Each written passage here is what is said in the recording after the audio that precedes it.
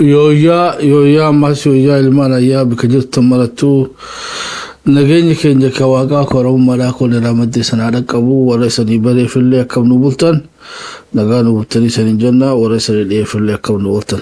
سلام الله عليكم ورحمة الله وبركاته. الشباب كفوله نورو قريبو أنا روح welcome to Shabab Media. Ewa ko matanya nubalis wandu banonu milaksi marita injalelu ABC tumura kanjalle waga litolchena sagantanta nyatara takesho rako teknikatif niga babsena ballina nammo walid nufna rabbi fade tarafulo falchitani fi naga qabdan ko matanya nubalis wandu banonu lenu hamidaksi marita injalelu ABC tumura kanya khatimata injalle rabbi nuhatochu تورا كينيا لواجد توشينا أكرمت اللي قمنا نواقلو قمنا بيتي 2025 رأيلا هذا 2026 إذا is very بيتي يرون تري يرو الرايات دفنو يتخيا ربي وانا بيتي أمتا حانا بيتي فتنا جبدو واسديم تو خيسة دورو نواقل أكسبتي يتخي أكسبتي وانا دكنا راقل إفاديمو نواقول يتوي سواء خلال ربي عمل كيس هدول الفاتي هدول يجبدوا لا وأخونا identify قولي سنتوري أتين حاجاتكو cover قولي جرا لولا إتو الترا داتاكا لولا TPLF في خا PP دا لولا فانو داتي PP دا لولا وبو داتي PP دا أبرونت بيخيسا ورا مربطوتا جرام كوكوسي في مربطوتا خافس واي فلانو دا خاف واي اماس presidential system في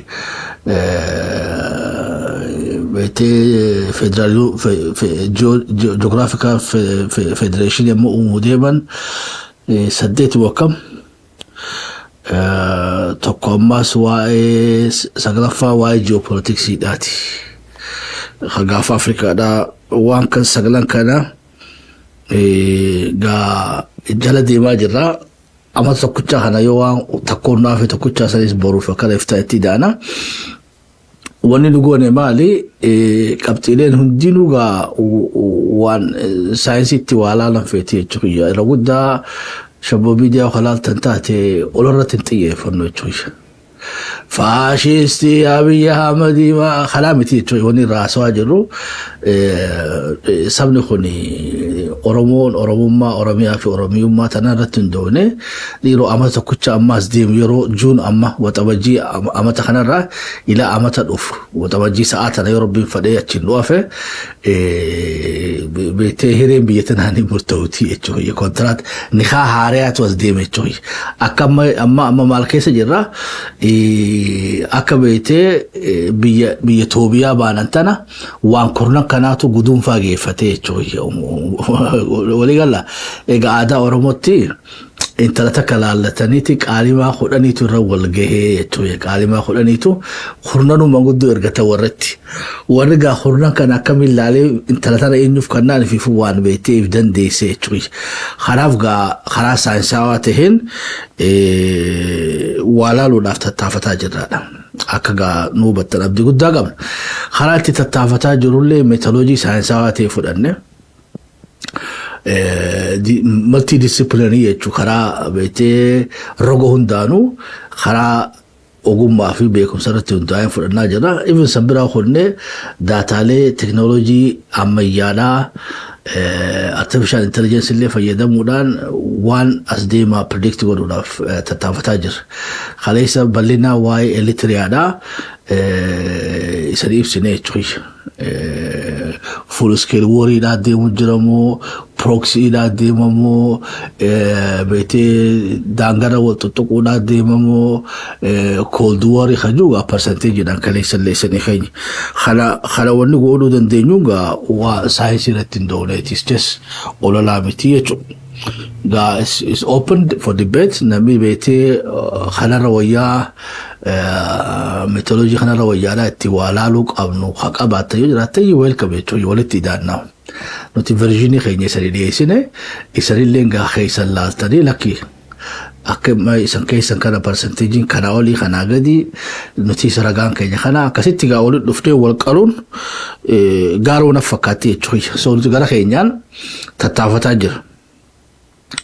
Eritreadhaa bal'ina akka gaariitti adrees goone jechuudha. Even lollinuu kaka'u taatee kubbaan eessatti taphatamuu qabdi wuteelii jechuudha. Oggaa kana hunda ibsinu at least uummanni Oromoodhaa lolli Eritriyaatii fi lolli PPdhaa amma lolli mootummaa federaalaa Oromoon ilaallata. Oggaan of course ilaallata. Waan ilaallanneef hin jiru jechuudha. Tokko national interestii qabna. Eenyu isaan lamaarraa tokko hamoo huudhaatu mootummaatu yoo moomtees maal nu miiti yoo mootees maal nu fayyaddi maal nu miiti kan jiru akka Oromootti firaa laallaa jechuudha. Lammaffaa itti ol fe'anis gaa maajoritii waan nu taateef jechuudha. Qabsoo uummata Eertiraa waggaa 30 keessatti aarsaa laafaa Oromoon hin kafallee bara dargiidhaati. Sammuu takkaatu lola dargiidhaatii fi lola beektee Shaabiyaa jidduu gaggeeffame. Uummanni Oromoodhaa intarastiin keenya maalii hajii hin jiru jechuudha. Ammoo gaa akka stakeholderatti sheeriin keenya guddaadha jechuudha. Namni achitti du'aa ture harka 180 Oromoo ta'ee odoo jiru Oromoon ammoo loluma kanaa dantaa teenyaa yoo garamitti dubbii tana jiisee nu fayyaddi jennee hin laallee jechuudha. Ilaalle jechuudha. Ammoo gaara sanirra guddannee galata waaqaati akka miidiyaatti waan beektee tiktaankiin tokko dalaguu qabu waan beektee instituutiinoonni keenya nu dalaguu qaban nuti gaa hojii dabalataa godhannee oofaa jirra. Yeroo garillee akka shabboo miidiyaatti waggaa waa dhaleessinu wali xiqqoo miidiyaa birarra adda nu godhaasanii jechuudha. Miidiyaan irra guddaa silaa qaamni tokko waan amma nu jennu kana yaadee qopheessee nuti ammoo afeerreetti neutrality keenya eegganne qaama san gaafannaa jechuudha. Mee dubbiin Eertiraa tana maal isaniif fakkaatti kallattiidhaan full scale warriin kun publicity isaa hagam takka isaantu deebisaa jechuudha nuti miti. Ammoo gaa nuti dalagaa lama dalagu jirra jechuudha. Lama olu miidiyaas taaneeti tinktaakis taanee ifuma ammas beektee uummataas taanee oofaa jira. Kanaaf gaa roolii hedduu waan taphannuuf namoonni garii saboo jarri kun maaliif akka miidiyaan godhanne adeeroo akka miidiyaatti waan hin godhanneef qaawa hedduu taphanaadhaa tan namni biraa godhuutu hin jirree jira jechuudha. San akkasitti akka nu hubattan ni barbaanna. Maaliif waggaa tiktaakitti keessa yeroo garii haa xumuraa simuu qabda jechuudha.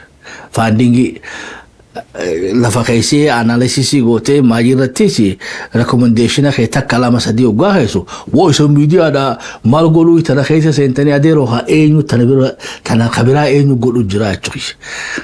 Warri tanarraa nu qayxa yoo jiraatan mee tana nurraa dalagummaan guddoon nu cinqite tana yoo tana nurraa fudhatanii liidara nurraatti taatan nuti akka miidiyaatti ammoo isa yaamnee isa afeerree isan gaafannee isanirraa beetee lubbuu fi dubbii abbarraa baasanii isanumarraa fudhannaa jechuudha. Mee takka takka raahannaa jiraan isanii galaayyuu jechuudha. Isanii galaami wanni shoorri nu taphataa jirru shoora hedduudha. Kanaafuu akkasumatti nu fudhaa jechuudha. Shoora hedduu waan taphannuuf akka miidiyaa qofatti disipiliina miidiyaa qofaan deemuun beektee hin dandeenye jechuudha unfortunately. Fuuldura ammoo gaafa rabbiin fadhee Oromoo wanni dura abbaatti harkatte nutis abbummaa miidiyaa qabanneetu wata miidiyaa sandaleen. Sirriirra jirte yoo nuun jettan takka takka naa hannaa. Oggaa hanga abar booringuma ta'a jechuudha. Gabaasuu isanii galchina. Isaayyaas Afwerqee pirezidaantiin Eritiriyaadhaa Oromummaa ji'ee haasoo isaa keessatti guyyaa walabummaa isaanii dubbachuun isaanii uummata Oromoo biratti akka malee gaddisiisuu fi naasisuus ilmaatu gariin isaanii mufannoo isaanii bal'inaan ibsataa jiranii. Oduutti aantu. Geetaachoo Raddaadhaa paartii haaraa ijaarratee jira. Paartii Dimokiraatawaa Liberaal Dimokiraat kan jiru ijaarratee jira. Amma gara Oromiyaatiin walii galla yoogaa kan hunda wooma jiraa qofa isanitti himne waan san duuba jiruu fi waan san booda dhufu nama keenya irra keekne gaa IQ nama keenya ol kaasuu nama dhibdi jechuudha. Nama keenya qaruu kanaan tokkochaatti dandeenyu gaa hunda taanee argamu. So miidiyaa shabboodhaa multidisciplinary miidiyaa ta'uu nu beekaa, strategic miidiyaa ta'uu keenya nu beekaa, hojii nuti dalagaa jiru ta miidiyaa qofaa miti, ta abaa'ootis, ta kaafa'ootis, ta hubatis dalagaa jira. So wanni nu barbaannu maali? Kaayyoon teenya gabaabdu. Wanni keessaaf eenyus ni jirti. Wanni tu eegaa jiru keessa paartii politiksii keessaa baanee jira nuti. Nuti miidiyaa dhaabaati miti, miidiyaa paartiidhaati miti. Namni beetii araakilootti muuduu barbaannu fi amma kan mulquu barbaannu illee jiru. Akka miidiyaatti wanni godhaa jirru ammoo maali? Irratti xiyyeeffanne dorgommii aangoodhaa paartii siyaasaalee Oromoodhaa odoo hin taane wanni nuti beetee dorgomaa jirruuni Shaabiyaa, Wayyaanee fi Faannoo hojii dorgomaa jirra. Akka shabboo miidiyaatti. Wanni nuti hojjetaa jiru guddoon maali yoggaa jenne beetee dantaa Oromoorra dhaabbanne abaa'os akka abaa'otti, kaafaa'os akka kaafaa'otti, woboos, piipis isaan hundarraa as baanee akka Oromootti Oromoo maaltu fayyadarratti haasawaa jirra.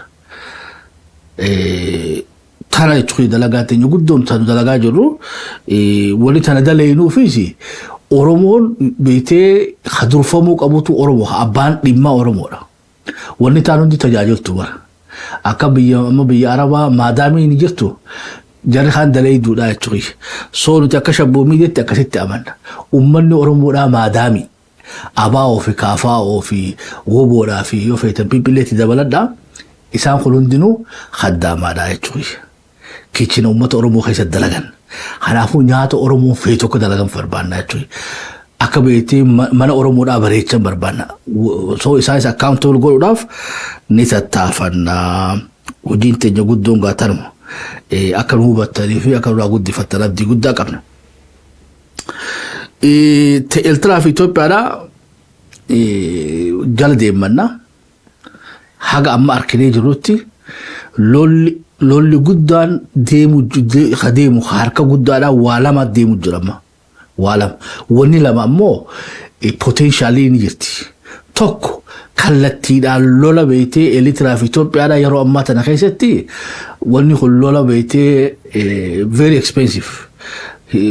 Miskiina lama jechuun hoololuu deemu. Biyya Itoophiyaa baadhaan miskiina addunyaarraa irraa boodaatii fi irraa boodaatii sammaas Eertiraadhaa jechuudha.